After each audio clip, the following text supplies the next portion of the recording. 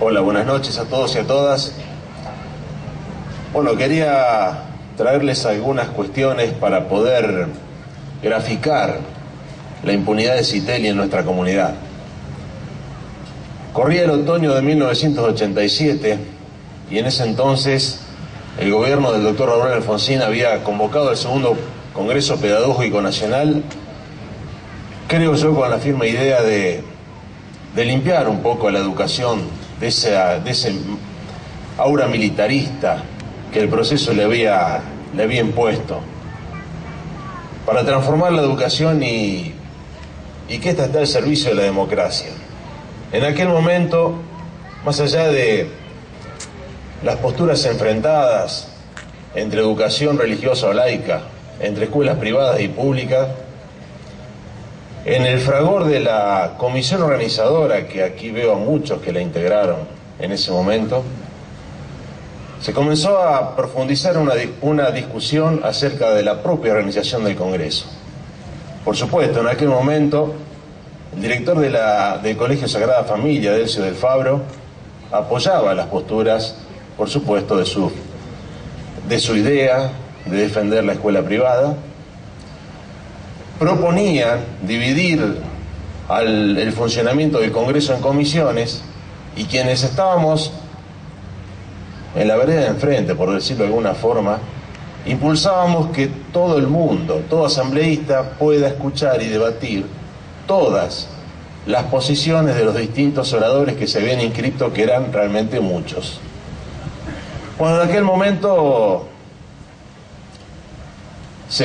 había mucha participación realmente en una asamblea aquí en la Escuela Casado, aquí a 50 metros. Pudimos, quienes representamos la escuela pública, imponer la idea, por los votos, de que se funcione libremente y en asamblea. En ese contexto el Congreso comenzó a avanzar. Estaba dirigido por la doctora Mourinho, por Graciela Mandolini, por María Ramona Rodríguez, varios de los que integraban la comisión organizadora, el doctor Iser. Doy los apellidos, espero, me voy a olvidar de varios, pero como son nuestros vecinos, por eso doy los nombres. En determinado momento, en la comisión organizadora había una ansiedad, teníamos una suerte de nerviosismo, porque teníamos acceso a los distintos trabajos, y uno de ellos estaba firmado por Citeli. Y llegó el gran día del cual tengo algunas imágenes muy grabadas y las quiero compartir, porque este personaje intentó venir a darnos clase de educación a nosotros. Por supuesto, el día que le tocó el turno, la voz de quien coordinaba la asamblea lo nombró aquí en la Escuela Casado, pasó al frente, se sentó delante de unos bancos. En ese momento, creo que en las primeras filas estaba María Elena Miroslavich sentada a mi derecha, y se hizo un silencio que tenía mucho olor a muerte. Probablemente yo, por mi edad en ese momento, tenía una relación más racional con el acontecimiento, pero supongo que otras personas, a los mayores que yo, no podían desprenderse de los afectos que la situación le estaba mostrando. Empezó a hablar este personaje sobre ética, educación, a leer todo su documento. Detrás nuestro estaba Mario Sensi, Plotisi, Alejandro Arnold, bueno, Pacho Bartomioli, que está aquí, y varios más. ¿No? Puedo ser egoísta por olvidarme de algunos.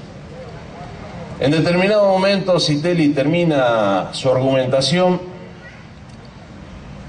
y bueno, María Elena pide la palabra. La recuerdo la situación con muy vívida, están en mi mente esas imágenes. Tomó el micrófono y el micrófono le temblaba, realmente estaba muy nerviosa. Y le hizo una pregunta a Citeli, que yo creo que en realidad más que una pregunta fue una posición. Las palabras de María Elena pasaron por el micrófono y salieron como un misil directo a las orejas del cura. Por supuesto, no recuerdo exactamente la pregunta, pero le dijo, hizo relación entre su discurso acerca de la educación y su rol como capellán de la policía en Rosario pocos años atrás. El cura en ese momento, intentó descalificar, se puso muy nervioso, recogió los papeles intempestivamente, los papeles que había distribuido en su banco, los guardó dentro de una carpeta. Apareció Adelcio del Fabro y se fueron. Se fueron. No resistieron el debate. Se fueron los dos de la escuela Casado. El momento seguía con un silencio tal que podíamos escuchar claramente los pasos del cura retirándose del salón cubierto de la escuela. Terminado esto, por allá atrás sale la voz de Mario Sensi, que intenta romper el hielo con algún comentario. Comenzamos todos a mirarnos y tratar de digerir un poco el momento por el que habíamos pasado. Realmente la impunidad con la que opinó, la impunidad con la que se movió al intentarnos darnos clases de ética, llama la atención. Era un momento político muy difícil. Todavía no se habían resuelto problemas militares. Sabíamos que muchos de nosotros estábamos, tratando de hacerle frente a esta situación. Algunos decían que le habían puesto un policía en la puerta de la casa, aquí en Casilda, para seguir sus movimientos. Y realmente, desde ese momento, me parece que podemos decir que pesa sobre Casilda una mácula, y esa mácula tiene el nombre de Citelli. Me parece que es oportunidad también, ahora que está procesado, ahora que podemos tomar distancia con el acontecimiento, podemos tomar distancia con esto, me parece que todos podemos formalizar un repudio a la presencia de Citelli en Casilda, sin temor a equivocarnos. Porque la democracia, me reconozco hijo de la generación que recupera la democracia. Y el año que viene vamos a festejar 30 años de democracia. Los errores son nuestros y en nuestro poder tenemos el voto para cambiarlos. Nos podemos equivocar de políticos los que votamos, pero a los 2 años podemos volver a votar otros. La democracia es nuestra y la educación tiene un compromiso enorme con la democracia. Si de algo sirvió el Congreso Pedagógico fue para poder comprender que no se educa para el silencio del educando, se educa para tener sentido crítico, se educa para desmilitarizar nuestras culturas y nuestras costumbres, se educa para ser mejores en la democracia.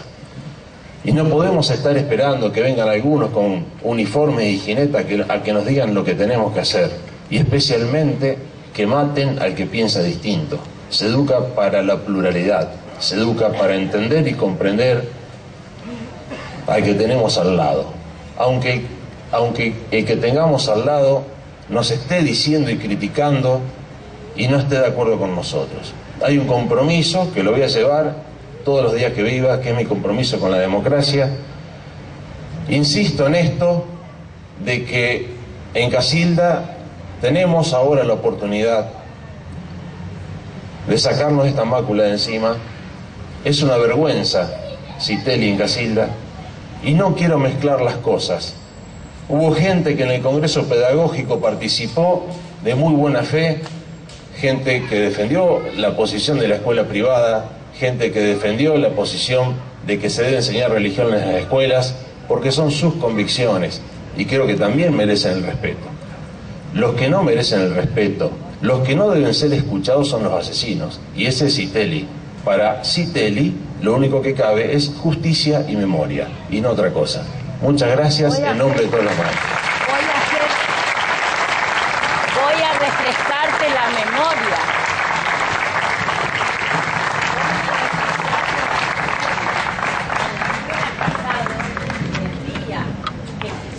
habló, se filtraron 13 policías que fueron a custodiarlo.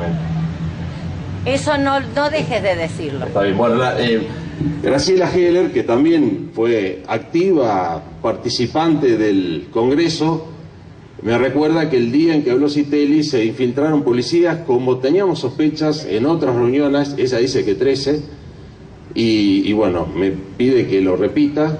También quiero, ya que estamos en esto, todas esas jornadas fueron grabadas, hay registros en cassette, están dispersos en la casa de muchos de los que participamos. Me parece que deberíamos hacer un esfuerzo de poder sistematizar esa información, porque allí está grabado lo que dijo Citelli.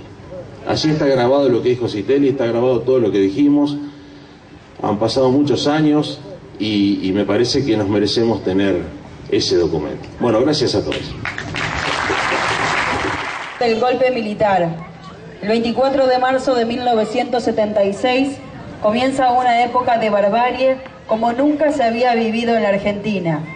El golpe militar se venía gestando desde mucho antes, en el que concluyeron diversos sectores, nacionales e internacionales.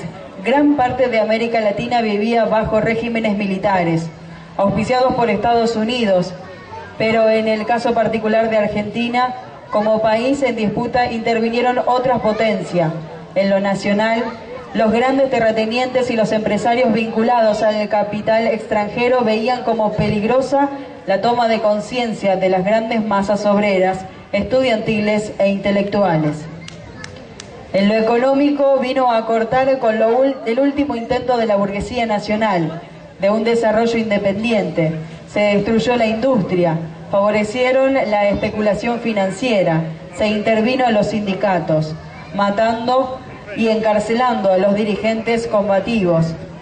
Se derogaron grandes conquistas como la ley contra el trabajo, el estatuto del docente, del peón rural, tan odiado por los latifundistas y muchos otros más. En endeuda el país, que pasó a deber 5.000 millones de dólares en el 76 a 4.300 millones en el 83. Los niveles salariales se redujeron en un 36%, de participar los sueldos de un 50% del Producto Bruto Interno a un 20%. Se cambiaron los planes de estudio, rebajando la calidad educativa. Se persiguieron artistas e intelectuales. La negra noche cubrió la Argentina. Para que todo esto ocurriera, tuvieron que desaparecer 30.000 personas, de las cuales el 85% eran obreros. Tampoco no podemos dejar de mencionar el apoyo de algunas fuerzas políticas que estuvieron involucradas con el golpe, que luego prestaron a sus cuadros para cubrir puestos en muchas provincias. También algunos dirigentes sindicales, o del vergonzante apoyo de algunos partidos de izquierda, pese a que muchos de sus militantes fueron víctimas de la represión ilegal, sin olvidar el apoyo de gran parte del clero. Y ahí no podemos dejar de nombrar al torturador Citelli, luego premiado con el título de Monseñor.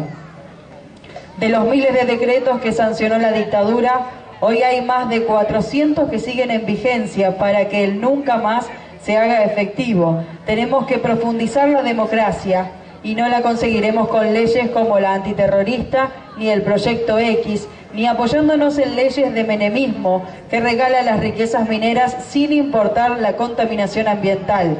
No es tercerizando ni provincialidades la represión contra dirigentes sociales, campesinos, originarios o luchadores obreros, o con el deterioro criminal de los servicios públicos concesionados. Este gobierno, que se dice nacional y popular, que ha hecho avances en la lucha por los derechos humanos, paradójicamente es el que más muertes de luchadores en democracia ha provocado. Hoy está más interesado en defender la renta de los grandes grupos económicos que en el salario de los trabajadores, como está quedando demostrado en las negociaciones paritarias. Terminemos con los millonarios subsidios de las empresas monopólicas. De ese dinero se detiene para desarrollar la industria nacional, el transporte, la energía no contaminante, preparándonos para afrontar la crisis mundial que se avecina. Nunca más a los golpes militares, ni olvido ni perdón, la multisectorial de Casilda con su único documento para este acto.